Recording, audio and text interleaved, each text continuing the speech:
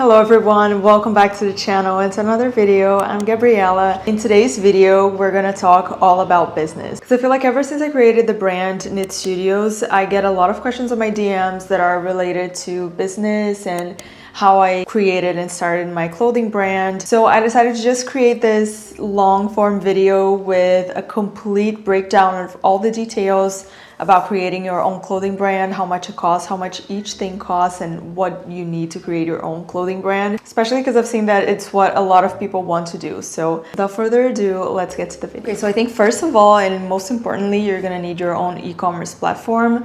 I personally use Shopify and I love it. I think it's like the most user-friendly e-commerce platform out there. They take care of shipping options for you, payment methods, just like a very user-friendly platform overall.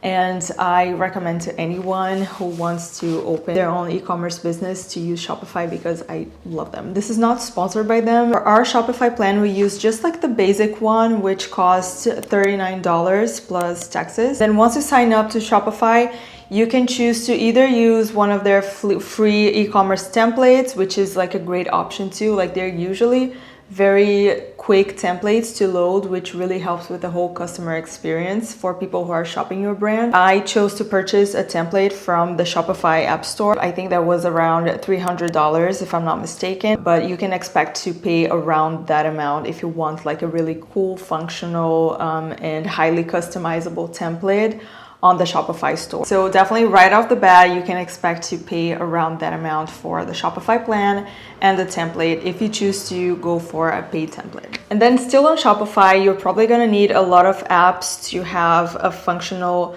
highly convertible website. So in these apps, we need to be so careful because they can really amount at the end of the month. You can pay like $2 here, $4 here, and then in the end of the month, it really amounts to a lot of money that you're paying alongside your Shopify plan. So you really need to be careful with the apps that you install on your website, because as you're gonna find out, you're gonna need an app for every single functionality that you want to put on your website. Me, for example, I needed an app for a size chart to put on the product page, because customers need that size chart, need to understand about the sizing that you're offering and the fit.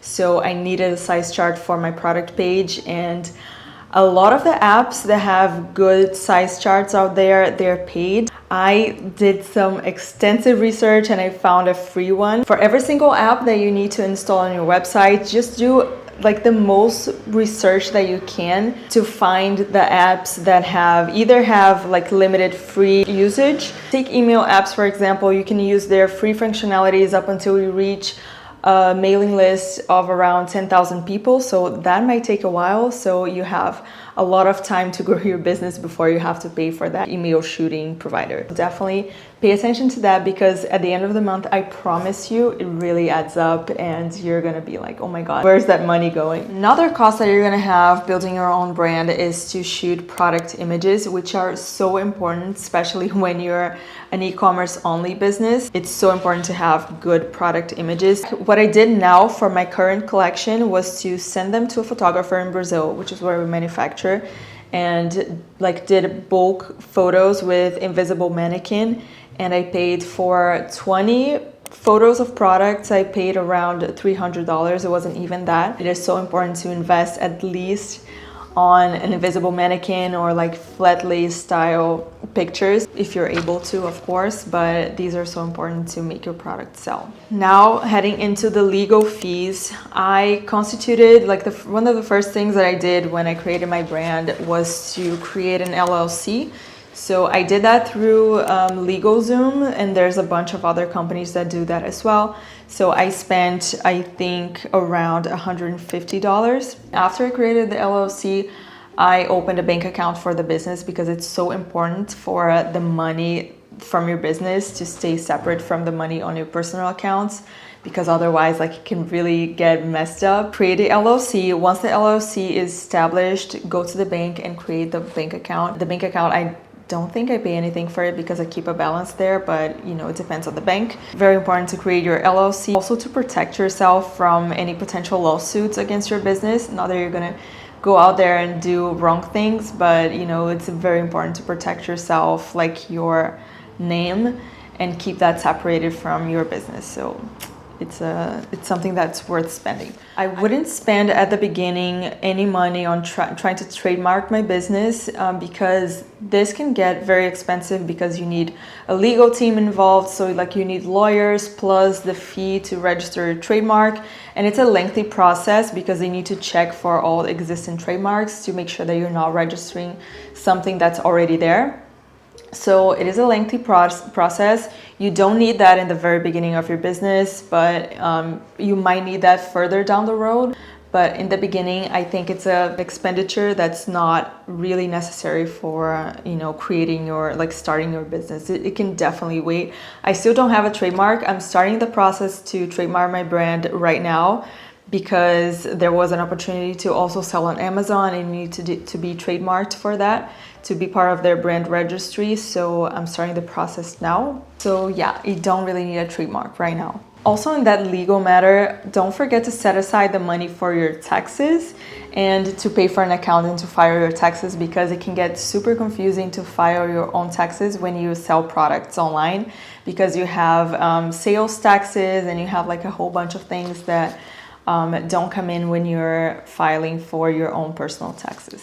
Another cost that I personally have, I didn't find a way around it to have the email with my own domain, like the own professional domain, is to pay for an email host. Usually when you buy your domain through Shopify, and that's another cost, buying a domain, it costs around $30, I want to say. So when you purchase your domain through Shopify, you actually need this like professional email host. There's only two options that Shopify gives, but then if you know like technicalities of how to, manage these kinds of email accounts, you can probably find a way around that, but I couldn't. They only gave me two options, either Zoho or Google Suite. I tried to use Zoho because it is less expensive, but I didn't find it user-friendly at all. So I ended up using Google Suite and I pay $30 a month to be able to use the Google Suite for in my email with my Knit Studios domain. It looks so much more professional when you have your own domain email address, when you're doing like returns, exchanges, and if you're like sending things to influencers and stuff and reaching out to people.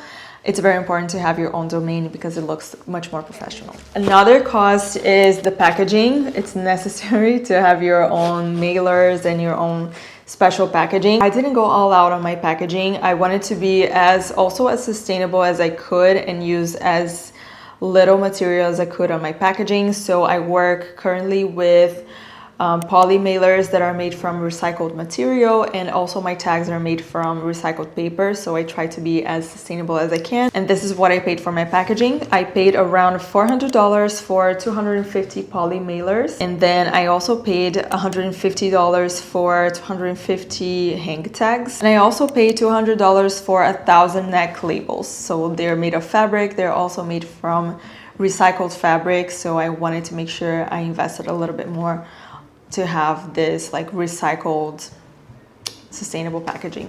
Okay, now let's get into production. It really is going to depend on which route you're gonna take. So for example, I'm lucky enough that my parents work with clothing manufacturing. They have a very, very small atelier. My mom is the one who cuts the fabric and my father just do like admin stuff. And then he also takes the clothes to the seamstresses because they are not working for us in the atelier. They work from their homes. So it is a very, very small family business. And so that helps a lot with the cost structure of my business. And so my costs are, I pay part of the rent for the atelier. I pay the seamstresses that assemble the clothing for my brand. They usually set their own rates. We don't set their rates. We just pay whatever they say they charge per piece. We pay for the freelance pattern maker that we hire. Like we have someone doesn't really work for us, but we hire him every time we have new pieces to develop. Also, we have the sample making and everything, but and then the cost that we pay for the fabric, because we always buy our fabrics in bulk, but we're lucky enough to have like a good name in the Brazilian, industry. And so whenever we buy some rolls of fabric, we can pay the suppliers in like 30 days or 45 days, sometimes even 60, depends on the supplier and how they work. But you know, obviously not everybody can do that. Not everybody has access to this kind of structure the way I was lucky enough to have. So there's basically a few different ways that you can go about that, like about production. So you can either go on some websites like Alibaba to find suppliers around the world that are able to manufacture for you. And then in this instance, your biggest costs are going to be probably around the samples, because samples can cost anywhere from like $20 to $30 for like more simple pieces up until $100 or like even more than that. Plus the shipping, which if you order samples from China, the shipping is going to be around $70, $80 to the US. So it is a costly process. I would recommend, if you go that route, to just order one sample per supplier, so you can test around like the quality of the supplier itself, their professionalism, their response time. There's like a whole bunch of things that are not necessarily the clothing itself that are important in a supplier that you want to hire as your partner. So just make sure that you try to be money conscious in that stage, because that's another thing that can really amount to a lot of money in the end. Just for samples. And then a lot of these suppliers have products that are already developed, and then you can use them as base to customize to your own needs and like what you had in mind for that product. And then you don't have to develop a product from scratch. You can use the fit that's already proven, and like a whole bunch of other things and measurements that you can use as like a foundation to develop things that you had in mind. Or you can contact these same suppliers to develop the products from scratch. This is a more lengthy process, mostly because of all the back and forth with the samples, and there's also a lead time for the pattern maker to develop these patterns, and then another lead time for the samples to be produced from the pattern. Choosing fabrics, you can also ask for fabric swatches. That's also going to come in the mail for you, and then that's also something that you need to pay for. So all these things you kind of need to keep in mind when you're developing when you're creating your collection, because that's going to be crucial to choose which route you're going to go. Well, actually, I think that the most affordable way for you to create your own brand and be more cost efficient is to go the merch route. So basically you just go out there and shop for like print shops and suppliers that have like hoodies, t-shirts and other basic pieces like that, and then you create your own design and ask them to customize it, so you sell them like merch. I know a lot of people who do that, they're successful. It is a little bit harder to stand out as like being a unique brand when there are so many other brands selling merch out there. But it is definitely a route that you can go if you like do the proper marketing, if you know like how to just like basically market your brand so that it stands out in another way that's not just the product, or if you have unique designs. That's definitely a route that you can go, and it is a great route also to start with, because you can get pieces that have already the proven fit, proven materials, proven quality, and then you just print. You're also gonna need to order samples because there are so many different merch manufacturers, so you can find like the best quality that works for the budget that you have.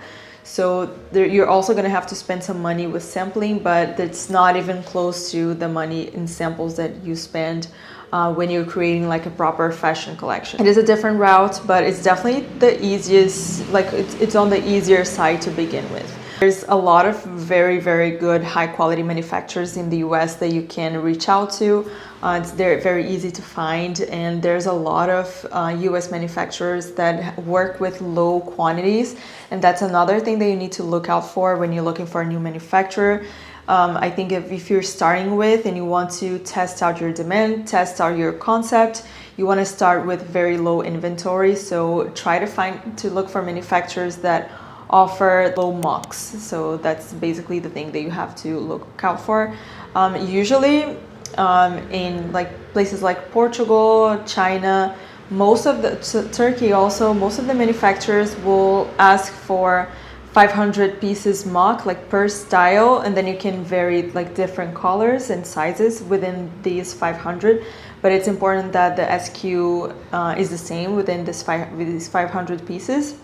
But then I also ran into some manufacturers in Turkey, even in China and Portugal, that work with 150 pieces mock, which is relatively low for the industry. So in the US, you can even find 50 pieces as a minimum quantity, which is great to start with. But however, there's a little catch in some of these manufacturers in the US that have low mocks. The catch is that you have to develop that product with them in order for them to manufacture really low quantities for you, because they earn the money developing the product. Developing a product in the US I have seen $3,000, $4,000 per SKU. It is not cheap. So it's definitely something that you need to think about before starting your own brand. And if you want to develop these products from scratch in the US, that's some money that you're going to have to provision. Then they handle all the process from conception to the tech pack and then the manufacturing. Or you can also contact me to develop your own collection, your own pieces. We do offer that service in our atelier back in Brazil. We work with pattern makers. We work with the seamstresses that are specialized in making samples, with fabric suppliers. So we can handle all that process for you from start to finish. So if you're interested in creating your collection with me, just email me down below. I also do consulting in creating your fashion business. So if you're interested, make sure you email me. But anyways, I think that most of your budget initially is going to go to your production. And I think that it should be that way. You should invest the most money that you can on your product. Like the biggest part of your budget should be invested on your product. And also I'm gonna finish with a tip that I learned over the years being an entrepreneur, which is your product doesn't need to be perfect to go live. As soon as you have your minimum viable product or your MVP, it's important to go live with it. Usually you don't have in the beginning the ideal structure of business or your ideal product. So it is so important to start with what you have. Once you have your minimum viable product, if you have your dress, if you have a package, you can go live with your product. If you have your website, everything doesn't need to be perfect before you launch. And I would even recommend you to launch as soon as you have a viable product. That way you can test things as you go. If you test your product out there, you test with your clients and you get feedback early, so you can make modifications until you have everything the way you want it to be. It's such an advantage to build the rest of your company based off of feedback that you get in the very beginning. So I would highly, highly recommend you launch once you have your minimum viable product. It's so important and it's going to be so beneficial for your business in the long term. So I think we covered pretty much all the costs that you need to provision for when you're starting your own clothing brand. I really hope you found this video helpful, especially if you're thinking about or if you're starting to create your own clothing brand or any e-commerce business actually. And if you like this video and you watched until this point, don't forget to give it a thumbs up if you liked it, and to subscribe to the channel because I'm always posting content like this. And if you have any questions, comments, anything at all to ask that I didn't cover in the video, by all means, let me know here in the comments. I'm always responding to you guys. I'm always seeing the comments, or like DM me on Instagram. And if you want to work together in developing your own fashion collection with me, email me on the email address that I'm gonna put here on the description box. So it was a pleasure and I really hope you guys enjoyed this video. Bye, I'll see you in the next one.